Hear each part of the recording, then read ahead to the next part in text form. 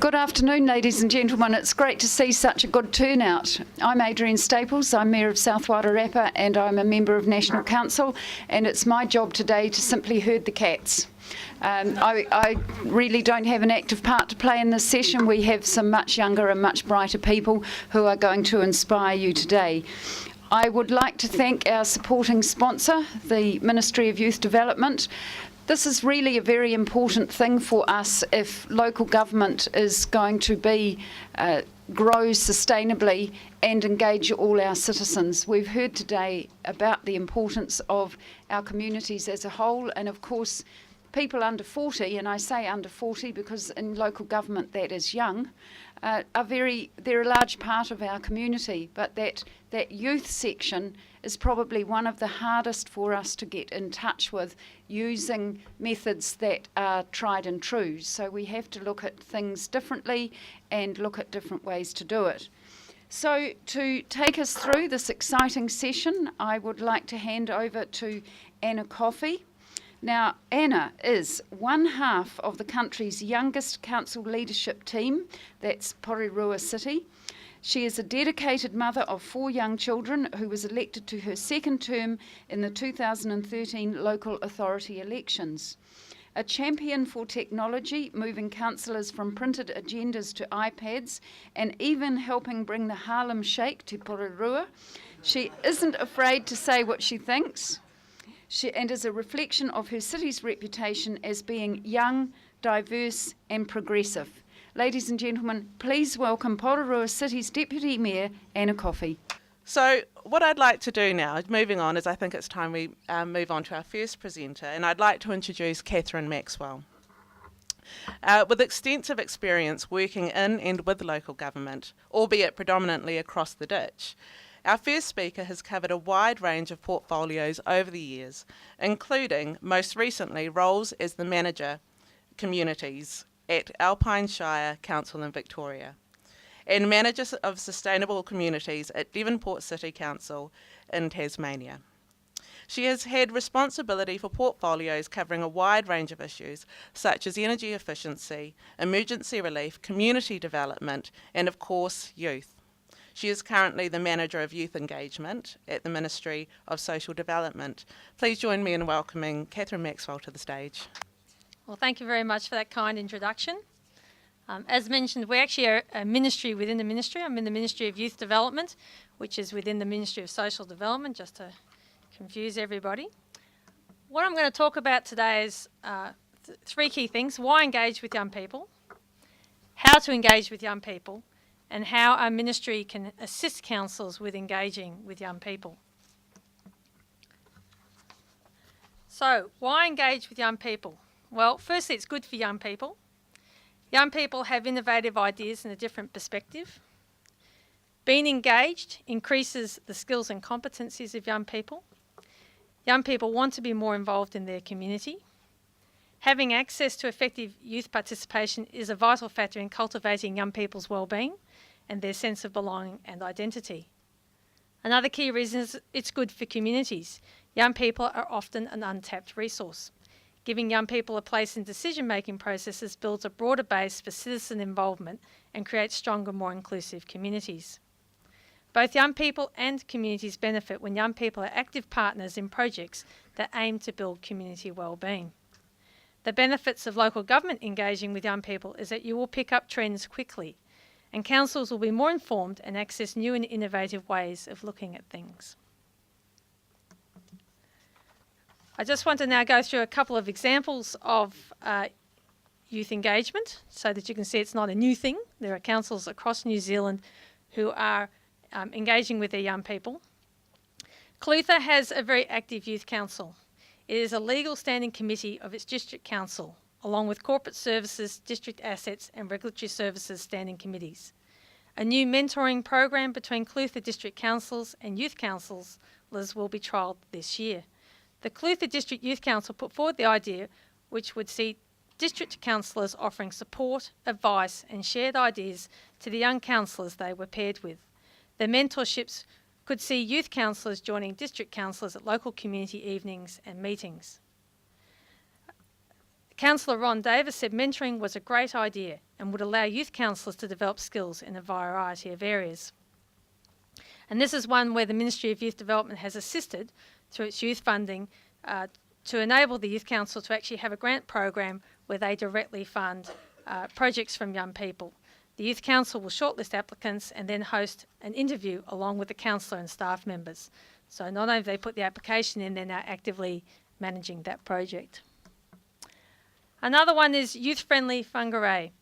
The Northland Intersectoral Forum is a member-based collaboration of local and central government agencies working in a collaborative way to make a positive difference to the wellbeing of Northlanders. They produced a draft plan in May. The parties to the forum have recently adopted the UNICEF Children and Young People's Friendly City Framework for Whangarei. Child-Friendly Cities is a UNICEF project that has an international brand recognition. By putting children first when they are ensuring that we are taking care of the most vulnerable, something that has been increasingly demanded by New Zealand's citizens.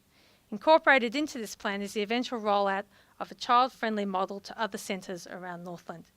It is easily adaptable and works in towns and communities as well. I've left some copies of the action plan available out the front if other councillors are interested in adopting the UNICEF Children's and Young People Friendly City Framework.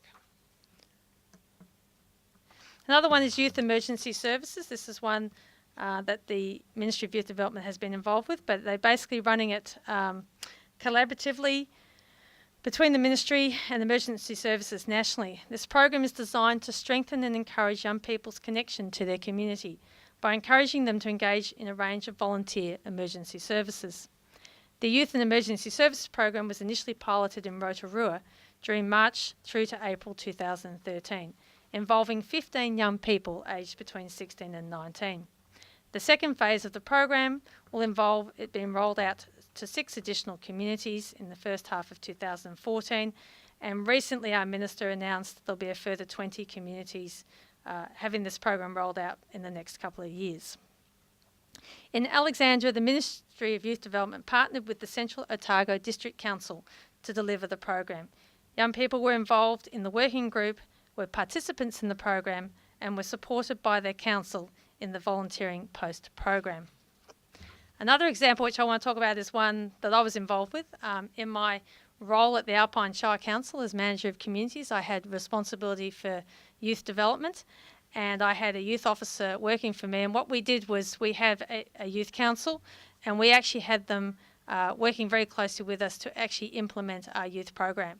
So what we did was we would not only have them meet monthly to talk about council-wide issues, but we also had them integrally involved in planning and implementing programs. And this could be everything from running youth events through to youth awards. And the reason I felt quite strongly about that was that their actual involvement in all aspects of running these programs meant they really did develop an in-depth understanding of how council works, but also made sure these programs were of interest and really well targeted to the young people in their communities. So, what are the essential ingredients for engaging with young people? There's a couple of key words up there, but I'll talk a little bit more. The engagement needs to be seen by young people as being genuine. It needs to be relevant to young people and that they can relate to it. It needs to provide benefits to young people and communities. Youth engagement is about creating opportunities for young people to influence, to solve problems, inform, shape, design, and contribute to an activity or idea. Selecting a variety of methods of engagement will ensure a wider representation of young people in your area. I'll just quickly run through some of the examples. You'll probably know of a lot of these. There are youth councils, youth advisory reference groups, one-off consultations, ongoing reference group for a project, surveys, youth forums which can be issue or area focused, providing information at events, youth newsletters and events planned by young people, involving young people in the design of projects, and providing community service opportunities, volunteering, organising a youth event. And again, I have an information sheet out the front with a bit more detail of what form of engagement to use in which particular situation, or what cluster of engagements to use to actually, I suppose, maximise your engagement with young people. Now, importantly, we understand that it is resource intensive. It's probably the biggest factor that is of discouragement to councils when they're embarking on this is, well, there's always a cost. And so one of the things that we've done at the Ministry of Development is to look at the many ways in which we can assist councils in embarking on doing more of this. And at the Ministry, in addition to a small contingent at National Office, we have regional staff in Auckland, Rotorua, Wellington and Christchurch, and they regularly engage with young people in local communities. And the ways that we can assist local government is we can run youth council training, we can do consultation on how to run the training yourselves, we can undertake consultations in partnership with councils, we can provide funding, and I'll talk a little bit more about that, we can gather information from young people on their views of services funded, we offer opportunities for young people to participate in ministries funded funding panels, and the Ministry are holders of best practice methods including information to help your staff. Regional staff of our agency participate on a number of forums which bring together different agencies working with and for young people. Now, in terms of funding, we have a Youth Development Partnership Fund, and we provide about $900,000 each year for local government to engage and involve young people. The Youth Services team manages contracts and relationships, provides advice and guidance to territory authorities on the fund. This year, 30 territory authorities have been part or fully funded for services. The picture above is of the Bulla Youth Development Group, which worked in partnership with the Bulla District Council to put on a Youth Day forum about what young people wanted in their region and then developed action plans. So this is just an example of a type of project that we fund. The next round will go out to call for applications in early 2015, and in your satchel there is information around this program and what you can get funding for. The next one is the Youth Fund.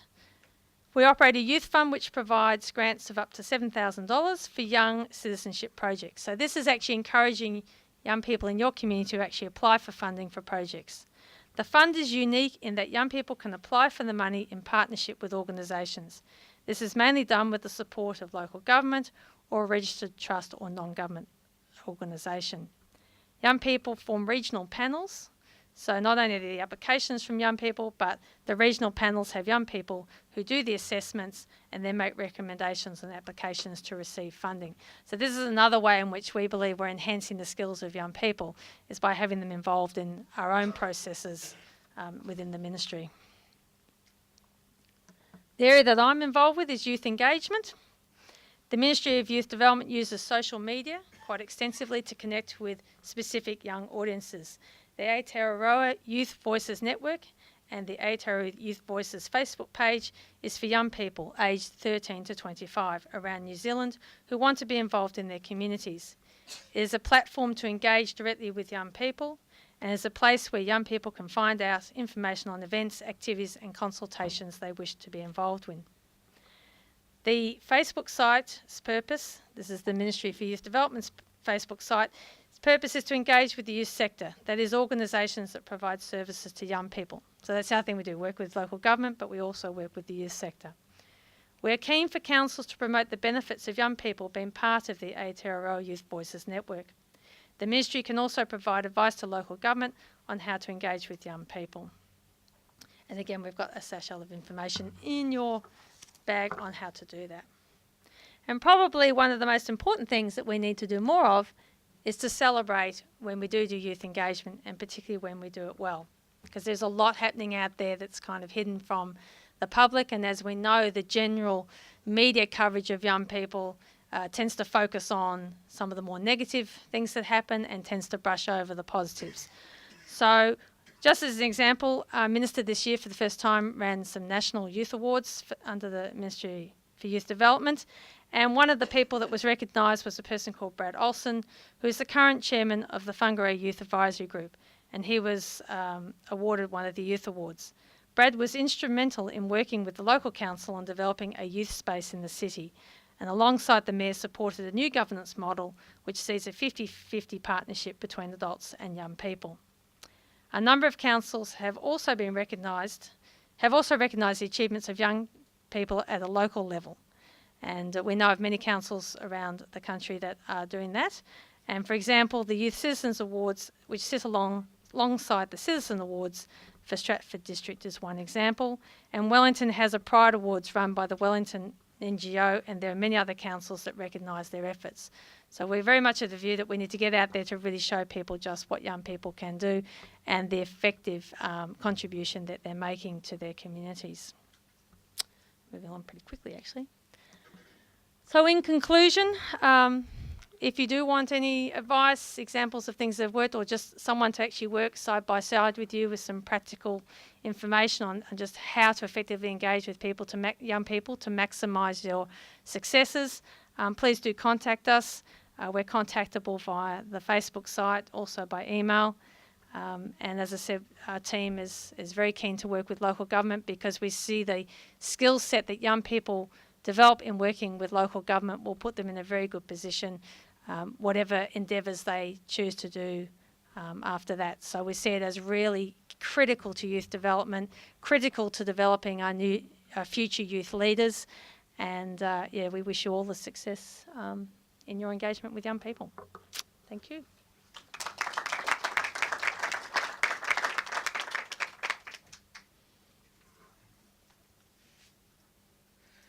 Thank you, Catherine. And I can say that it's quite really heartening to hear that MYD is ready to partner with councils. I'm from Porirua, as you know, and it's no secret that in Porirua we tend to have a lot of agencies that work, that have a view of Porirua, and that seem to helicopter in and over the council and somehow expect some kind of relationship with the community. So for me it's really encouraging to hear how MYD can partner with councils, and also that there's money available. Always a good thing.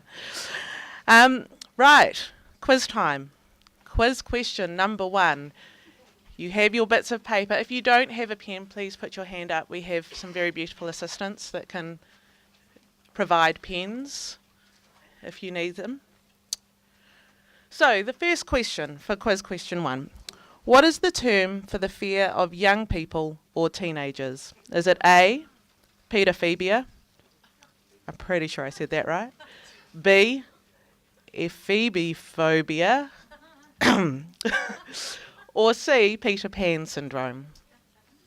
So you need to write your answers. Don't copy off someone else, or you can copy, it's fine. No Google is allowed, or should I say no cheating. If you don't get caught cheating, rather. That's how I work on quizzes. And I will read out the correct answer at the end. So next up we have, I'd like to introduce Dr. Sudhavir Singh. Now he's been working at Middlemore Hospital and has been in a leadership position with several organisations, including terms as President of the UN Youth in Auckland and President of the Auckland University Medical Students Association. He is currently sitting on the executive of the New Zealand Climate and Health Council and also the New Zealand Medical Association. Nominated for the New Zealander of the Year by the New Zealand Herald in 2013, Sudhavir is the Auckland Director for Generation Zero, a nationwide youth organisation with a view of promoting and enabling the transition to a low-carbon future. Here to tell us about Generation Zero, how Generation Zero fed into the Auckland Unitary Plan and other work they've done, we have Dr. Sudhavir Singh, so welcome. Thank you, Anna, for that kind introduction, and thanks to Local Government New Zealand for inviting us down, and thanks to the Ministry of Youth Development for funding this session. It's great to be here. Could we just get to the next slide? Cool. Cool, so I will start by giving an introduction to Gen Zero, who we are, where I come from. I'll go through some of the reasons why local government's so relevant to young people, and then I'll go through the unitary plan and some of the ways we try to engage young people with this council process. So a little bit about us. I'm an Aucklander. I was born in Palmerston North. Bit of further background, my parents are from South Africa, of Indian origin. They met at medical school. They're about to start a family, and they thought, geez, South Africa under apartheid, not a very good place to bring up a family. They saw this country in the South Pacific which was protesting against a rugby tour, and they thought, wow, that's a progressive country, let's go there. They moved to New Zealand, and they lived in the provinces for about 10 years. Hence, I was born in Palmerston North, and then I've grown up in Auckland and have become very passionate about Auckland as a city. And I followed in their footsteps, went to medical school, and towards the end of medical school, I was a little bit disheartened by just treating patients in the hospital. And I thought, look, what can we do in the community to stop people getting unwell in the first place? So I went to the head of my School of Public Health and I asked him what topic should I research before I become a doctor? And he said, climate change. And I was a bit confused by that. And he said, look, climate change is the biggest threat to health in the 21st century, but also the solutions to climate change are some of the best public health solutions we have. And so I did a year of research of the effect of heat on workers' health and productivity, and that was interesting and pretty scary actually. And I thought, okay, what's next? And he said, okay, do more research. And I wasn't too happy with that. So I thought, okay, there's a lot of research that's already been done. Let's get out there and get the word out about how serious this problem is and how innovative the solutions are. So I thought I'd go right into the deep end and go to the UN. So I went to the UN climate negotiations the year after Copenhagen, and I was there with the World Health Organization, and I thought, look, this is where we can do it, this is where we can get a strong international agreement and everything will be fine. Didn't quite work out that way, but what did happen is I met New Zealanders who were there with similar ambitions, as well as young people from all over the world, and the message we got was, go back home and work hard locally to provide a mandate for local climate solutions, and then later on we can come together and have a really strong global agreement. And that's where Generation Zero was formed 3 years ago. So we were a national, non-partisan organization of young people out there promoting local climate change solutions. We've got over 10,000 supporters. Last year we ran a speaking tour in 14 cities around New Zealand, which had over 2,000 people. Local government New Zealand kindly supported that, so thanks to those of you who came along. We've run a series of summits all around the country. We've got a lot of policy and suggestions out there for ways we can move forward. And during the local government elections last year, we ranked candidates on certain issues. So that's where we've come from. And why local government and why cities? Well, here we've got the cause of climate change and the effect in one slide. So in Auckland, just under half our emissions come from transport. So we've got to do something about getting people out of their cars and giving people choices. And cities are at the front line of climate change in terms of the impacts, looking at the evidence, in terms of things like worsening storms and sea level rise. And so we've got to be ready for that. And just as a further bit of context, unfortunately, current central government policies aren't very effective at all. In fact, government's own research, this is from the Ministry for the Environment, shows that emissions in New Zealand are going to continue to grow, and this is despite the largely ineffectual emissions trading scheme. And so central government's not taking leadership on this issue, so therefore the mandate has to be led by cities. So those are some of the challenges we're facing, but young people have distinct perspectives on the kind of places we want to live. And it's great that in the past there's been a huge amount of emphasis on engaging young people with community amenities like skate parks. Really cool. I used to use my local skate park in Glenfield growing up. That's awesome. But we need to move beyond that as well. We can't just silo youth issues into a few community amenities. Young people need to be at the heart of how we design and shape our cities. Why is that? Because we are the generation who will be inheriting the cities we plan today, and we have a perspective. And also we have unique, different trends that we need to capture if we're going to account for growth in the right way. For example, car use is falling, particularly amongst young people. Young people aren't getting their driver's license at early, or if at all, and are choosing not to drive when a choice is available to them. Now, this has huge implications in terms of how we fund our transport in the future. And it's worth looking into this. Why is this happening? And I'll suggest to you that this is the reason. And this was mentioned by a couple of our speakers this morning about how important this piece of technology is. People don't want to be stuck behind a wheel. It used to be said that the phone was a distraction when you're driving. No, driving is the distraction from the phone. And in Auckland, we've just started funding free Wi-Fi at our rail stations, which is fantastic. And this is what people are wanting. If you provide a good quality service, people will get out of their cars and they'll love the choice of being able to keep in touch with their friends, catch up with work emails, read a book, whatever. This is the future, and this is why we're driving less. Just this morning, Dominion Post, there's a few elected officials here, so I hope you're looking at this closely, but in Auckland in particular, when given the choice of better public transport or better roading, 4-1 chose public transport. There was also a national trend as well. And cycling is going up. And this touches a bit on what Rod Drury was talking about this morning. But the other reason why young people are interested in our cities is that we want to stay here. We want jobs. We want innovative, smart jobs that are going to keep us in this country.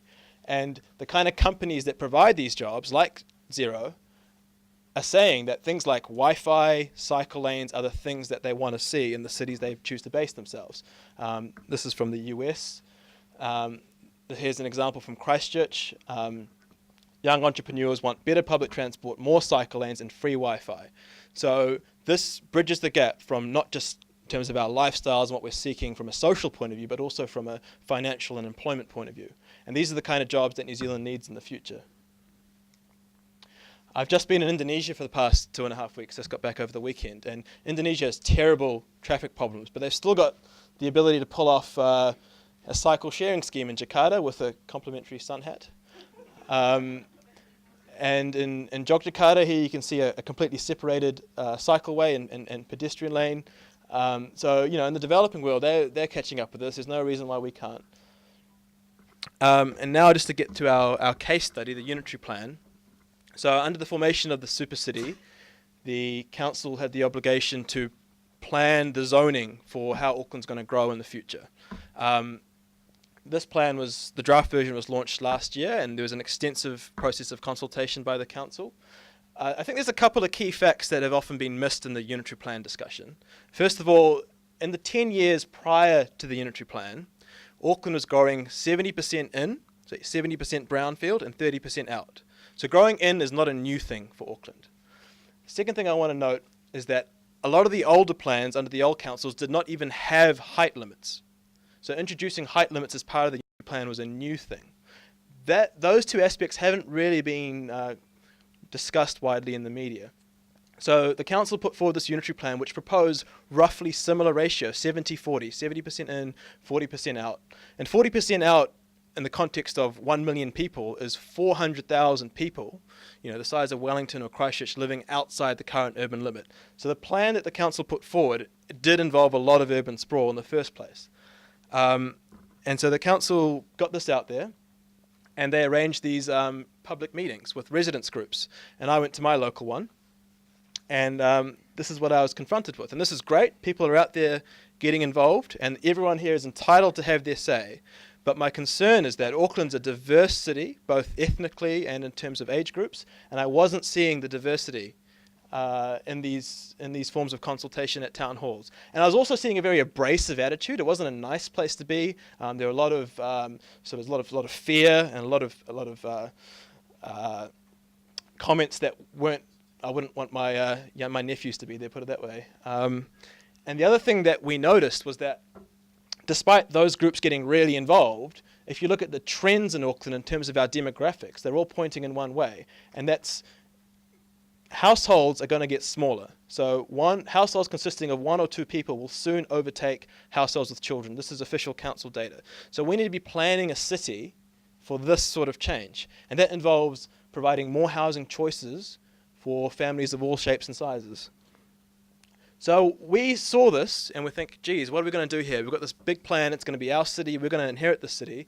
Currently young people aren't really getting engaged, the council's doing their best, but what can we do? So the first thing we did was we reached out to the council and we said, look, why don't you hold some workshops with us? We'll get the numbers there, you bring your planners and we'll see what happens. And we're really grateful because the council came on board. And here's a session we had at the university, over 200 people, it was overflowing. And we had one at the Cloud as well. These were professionally facilitated, and we managed to get some really solid views about what young people were looking for in terms of the future shape of the city. And it was this. Young people wanted the choice to live close to where they work, close to where they study, in a small, high-quality unit. Currently, Auckland lacks this sort of density. It's got a lot of ugly, high-rise buildings, which put people off density altogether, and it's got a lot of big detached houses with backyards. That doesn't really meet the needs of people. particularly when you overlay the difficulties we have with transport in Auckland. We can't think of housing in isolation. You've got to think of housing and transport together. And the cost and time involved with commuting is a real factor in determining where people want to live. Bringing people together like this encourages vibrant neighbourhoods with lots of jobs, lots of entertainment, a lot of amenities. You can justify better services, better libraries, better public transport. And these are the kind of cities that young people want to live in the future. The other aspect that wasn't really discussed in the unitary plan debate last year was that if we don't allow any growth within the urban limit, given that Auckland's growing, the equation tells us that we're going to have to grow out. So by saying no to modest intensification, we're going to have a huge amount of urban sprawl, even more than was originally envisaged. So I grew up on the North Shore of Auckland. I was very fortunate to live near Long Bay Beach, which is a beautiful part of Auckland and has these beautiful green rolling hills, and you really feel like you're out of the city. And here's what's happening to Long Bay at the moment. And we're going to see more and more of this all around our hinterland because we are struggling to allow high quality brownfield development in places that young people want to live. And so there is a consequence to rejecting modest intensification, and it's this, and we need to have a discussion about this as well, because this is expensive. It's going to cost ratepayers and taxpayers in terms of new infrastructure, providing new roads, new schools, and it's also going to encourage the same kind of mistakes that we've had in the past in terms of everyone living here is going to have to be dependent on using a car, and that's directly contradictory to what we're trying to do as a city in terms of our Auckland plan.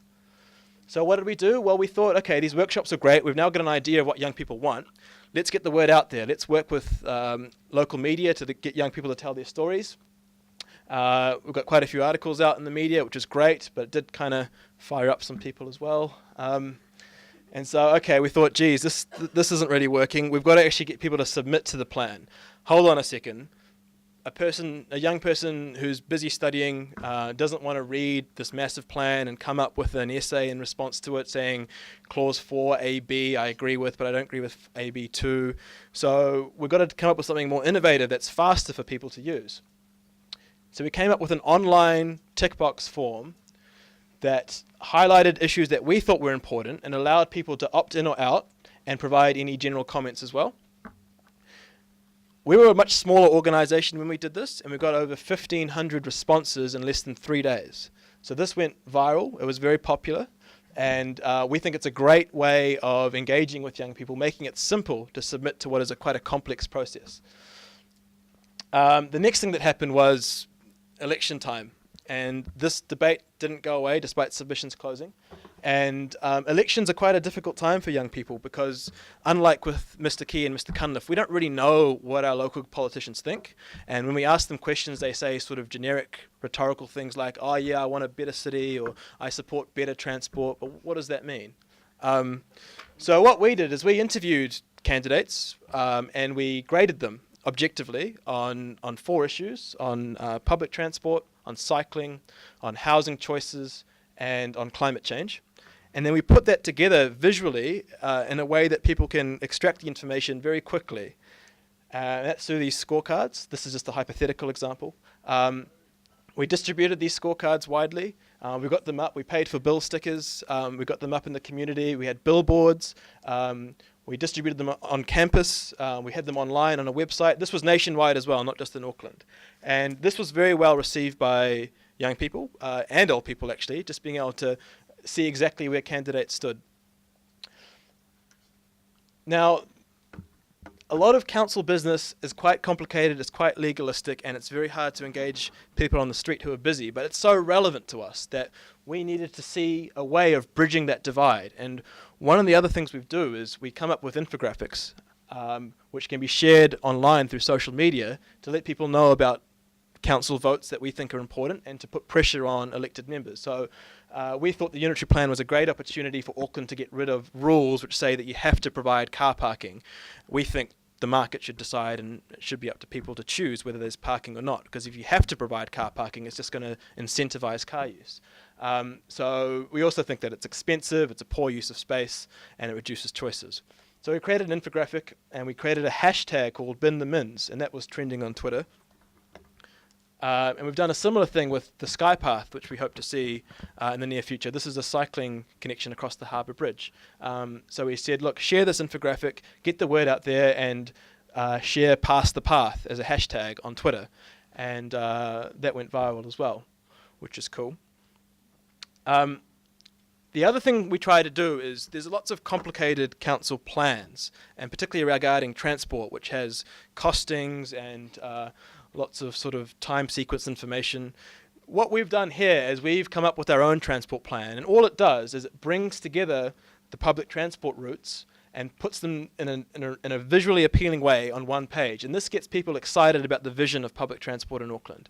And we call this the congestion-free network. The congestion-free network is a high-frequency network which is separated from the road, and it works like an international public transport network should. This is something we've come up with, and it's been well received by people just in terms of a vision, but it's also backed up by high-quality evidence in terms of the costings and things like that. We've done a similar job in Wellington with Fast Forward Wellington. So we think reaching out to young people by providing visually attractive plans can really bridge that gap between technical documents and a vision that people can buy into. Most recently, local boards in Auckland have been engaging on specific streets and specific precincts. We're quite proud of an area called Karangahape Road. It's where we have our office in Auckland. It's one of the most vibrant, interesting, progressive areas in Auckland. And we thought we'd use the opportunity of a local board plan to engage with our community to see what the appetite was for a separated cycleway. K Road's a 6-lane road with lots of cyclists. NZTA recently did a list of the 100 most dangerous intersections in the country, and 3 of those intersections were on K Road. And so we thought it's ripe for a separated cycleway. But instead of what we usually do, which is just reach out to our supporters, this time we reached out to businesses. And we got over 100 businesses to agree to our sort of campaign for separated cycleways and to submit to the local board plan. So we used the opportunity of a local board plan to engage with businesses, put forward an idea, and just last week we were told that because of the overwhelming number of submissions, over 100 from businesses and over 2,000 from local residents, that Auckland Transport are going to trial a separated cycleway on K Road. So we're really stoked with that, and it's just an example of, you know, it's not just council's job to engage with citizens and business. Community groups can engage with business as well and work together under existing council processes. So that's just a run through of some of the case studies and some of the ways we try and engage with young people. So just to go through those again, we've run workshops, we've done scorecards, we've there's quite a few things there. There's the hashtags and the digital campaigning. There's the informative maps. There's the dealing with businesses, and a whole lot of other things as well. All these techniques can be applied nationally, and we're really keen to work with councils all over the country. We've got groups from Invercargill to Whangarei. So the message is, please get in contact if you'd like us to help you reach out to young people. Thanks very much.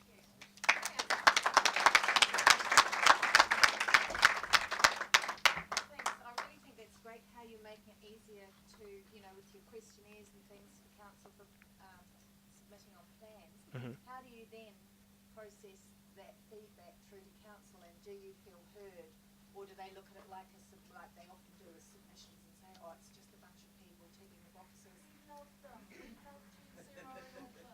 Great. No. That's so good to hear. Thanks, Penny. You get really heard. And how do you Yeah, well, there is a risk of a pro forma just being lumped together. So I think the key here is that it's a pro forma, but there's the flexibility to customize it and add a comment or two. And if you add a comment or two, the council has to treat that as a separate submission. So we really encourage people just to even put a sentence down. So you just present it as is. Yeah, and I also must thank a lot of the officials in council who apply a bit of flexibility to allow us to present them this information in this way. really wonderful. And I bet you get a lot of people who aren't used to using it as well. We do, yeah, absolutely. Hi. Do you talk to Law for Change? Yeah, we do actually. In fact, a lot of our committee members are also part of Law for Change. Yeah, fantastic group. It's a university-based law students who want to help with people with their law and submissions and policies and things like that. It's a non-profit health organisation, basically. Hi. Either one. I'll ask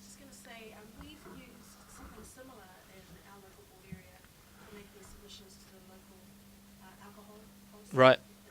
Yeah. But we just add one more box where you tick whether you want to be heard, so that Right. person has a chance to be heard during the hearings phase as well. And that's also, I think, I love that we're accepting. Yeah, fantastic. Great to hear that you guys did that. It's a very important public health process there. Just take one more question. Can I just say, while you were speaking, my daughter texted me from Dunedin and said, "What are you doing?" And I said, "I'm listening to some Indian, South African guys speaking about Gen Zero." She told me your name. Oh, wow. I said, "Oh, really good." There was a rule that was given to us saying, "Don't have your phones turned on during these sessions." What does that tell you? Oh, wow. Thanks very much. Appreciate that. Yeah. One more question. Yeah. I'm just interested because I'm from Christchurch. Yeah. I've looked at what's happening in Auckland with the unitary plan. Mhm. And with our district plan, actually, most of the influence is now central government. Mhm. So given that we're going into a central government election, and given that our voices, even regardless of whether we're young people or just citizens of our city, are being ignored and overridden by government, Mhm. what plans have you got going into the election to make central government? Oh gosh, this is a big discussion, but we are absolutely mindful of that. And our main focus is, first of all, enrolling young people. So we've set up initiatives like Rock and Roll, hosting concerts and parties and events that people turn up to if they're enrolled to vote. So incentivizing enrolling from a social point of view, and then doing similar work in terms of scorecarding at a central government level, and really making these local issues relevant, because issues like transport and housing, unfortunately, I think local government has the mandate from the people on these issues, but the purse strings are held by central government, and they need to understand that there's pressure in this area, and that poll today is great news from our point of view. And we need to make issues like transport and housing and the way we shape our cities and climate change central government issues as well. So yeah, we're absolutely mindful of that. Are you doing anything through the select committee processes? Because that's the other thing that SS we would like if you've done. We haven't at this stage, but that's definitely something worth looking into. Yeah, thanks. Okay, thank you very much. Thank you, Sudhavir. I don't know about you, but I'm feeling less and less adequate as people speak. But that's okay. I think what Sudhavir, it's been talked about. Change is happening fast. Change is happening fast, and that's come up a few times in some of our speakers. And I think Sudhavir is highlighting also the fact that it's young people that are often at the front of that change, and it's really important that we are engaging with those people. Yeah, and it's not just young people that have trouble with submissions and find things boring. Let me tell you. So what you're actually doing for young people is actually it has an effect on the rest of the community. So yeah, it's fantastic. Right, quiz question number 2. Quiz question number 2. According to 2013 census figures, approximately what percentage of people living in New Zealand in 2013 were born after 1999? A, 20%, B, 29%, or C, 16%? Write your answer down. You cannot change it. It's in pen. Don't write it in pencil.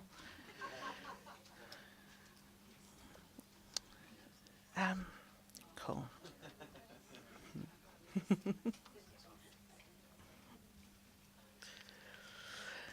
Right. Just while you write those down, guess or secretly get your phones out or hide them. I'd like now we're going to move on to our panel, and I'm afraid if we can take my place, take the place. If I'd like our panel to make their way up to the couch at the front. Can you hear me okay at the back? Are you guys okay? Great. Yeah. Sorry. Oh, yeah. You're fine. You're fine.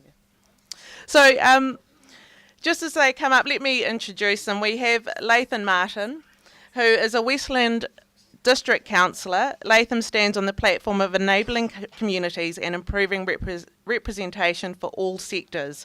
He is also currently studying towards a Bachelor of Teaching and Learning, and whose past achievements include being the recipient of the supreme winner of the Westpac Lions Westland Young Achiever of the Year Award. So you can wave, Westland. Latham. We also have Tanya Tapsell.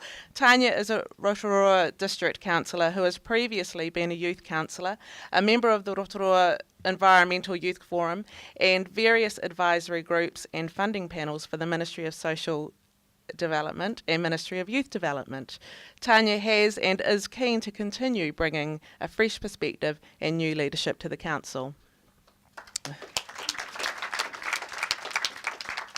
And then we have Ginty McTavish. Finally, but she is a full-time Dunedin City Councillor who has been elected in 2010. She participated in a global pilot program for young elected members interested in sustainability during her first term on council, and has chaired various community forums and panels, and also chairs the Under 35s Local Government Network, who had their inaugural meeting yesterday here at the conference. Is that correct?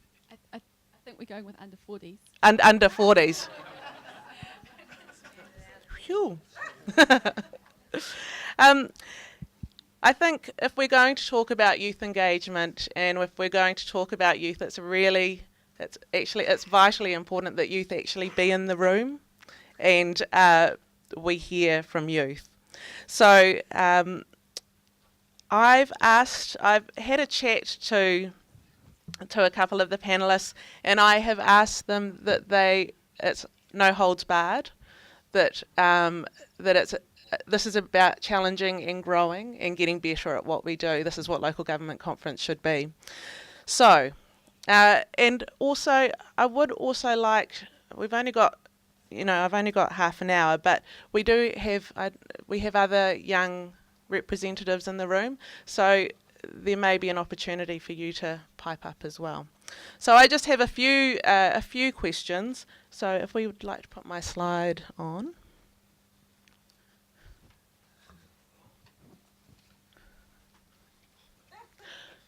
Right, so these are basically just so we know what the questions are. The first question is why? What was your motivation for standing for council? And can I just note that you need to stand with the microphone. The microphone is not for the benefit of everyone here, it's actually for the benefit of YouTube maybe? I don't know. It's for the recording. So if you can stand as well. So yeah, why did you get involved with local government?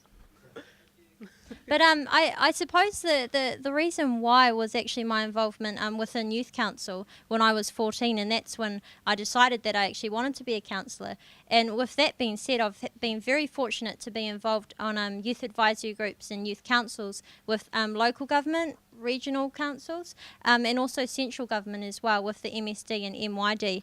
And if it wasn't for that experience and for, those governance systems actually saying, you know what, young people actually matter, let's see what they have to say and let's get them involved. If it wasn't for that training and that experience in governance, then I wouldn't be able to, do my role now at the age of 21 years old.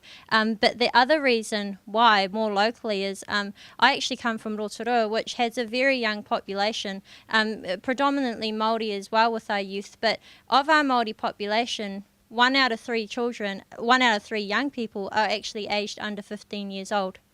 So, that's going to have significant impacts for our future. So it was very important for me to make sure that I represent those rangatahi and that our council actually represents our city too. So that's why I decided to run for council.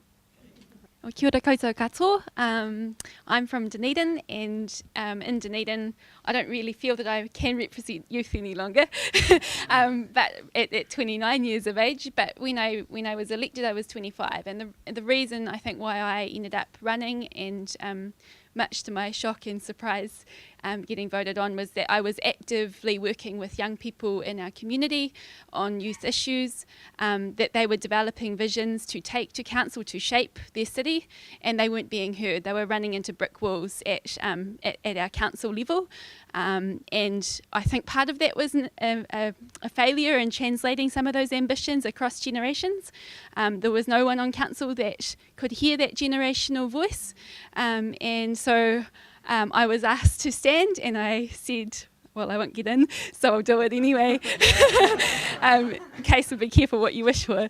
So so that's why I am where I am. Thank you, Ginty. Hi guys, sorry I've got a really croaky voice. I'm Latham Martin. It's a privilege to be here to meet all of you guys. It's a real honour. For me, I come from a small district. So Western District, we have a really low population base. We've got a huge land area. So a massive, we cover from Otira near the Arthur's Pass right down to Haast. It's a huge area. Part of the reason why I stood though is that I didn't even know what a council did prior to standing. I looked through and found it's real struggle to get access information through the website to actually find out who were our elected councillors, and then to think these people actually live in our community. They're on the council, but I don't even see them. So they're not out and about, and they're not making the connections with us, our generation. So then I spoke to some people at school and said, well, what do we think? Do we know what the council actually does? And a lot of the reaction was no.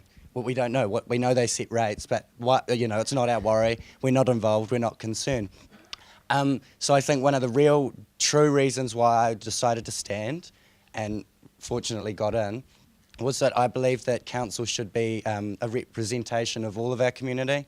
It should be cross-section, it should have young people, it should have middle-aged people, it should have older people, it should have females, males, whatever. But, and I'm quite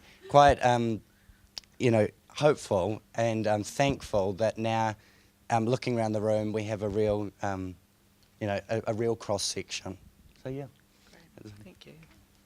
So, I guess, expectation, what were your expectations of getting in, and what's the reality been so far? First all the time now. So actually I think I'm very fortunate in the Rotorua District Council. The reality has been exactly what I expected, but that did come from being involved in the Youth Council and prepping myself and knowing exactly what I was going into. But in saying that, it's been absolutely wonderful being on the Rotorua District Council, because we also have a new mayor and a new CEO. Our CEO is actually in the room, Jeff Williams. And they have actually really supported me a lot in my values and my dreams. So one of the first things they've done when we all got elected is have a meeting with both the mayor and the CEO to let them know what we actually stood for and what we wanted to get done within our term within council. And that was really beneficial, because I let them know exactly what my expectations were, and they ensured that became the reality. So one of the things that I actually have as a councillor is also a youth portfolio. As part of that youth portfolio, we've also seen a youth councillor now join us at our council meetings. They were voted in early. It was voted in earlier this year that a youth councillor will join us on all our whole council meetings and have speaking rights, not voting rights, but speaking rights, and that in itself is significant. And also, my expectation of being able to provide other young people the opportunity to have a say in our council has also been realised, because we also they've allowed me to, through my youth portfolio, do a youth strategy and action plan, which I suppose would be almost kind of similar to what you're doing, where you actually engage with the young people of the community and see what they want for the future of Rotorua too. So no, it's been pretty good for me. Yeah.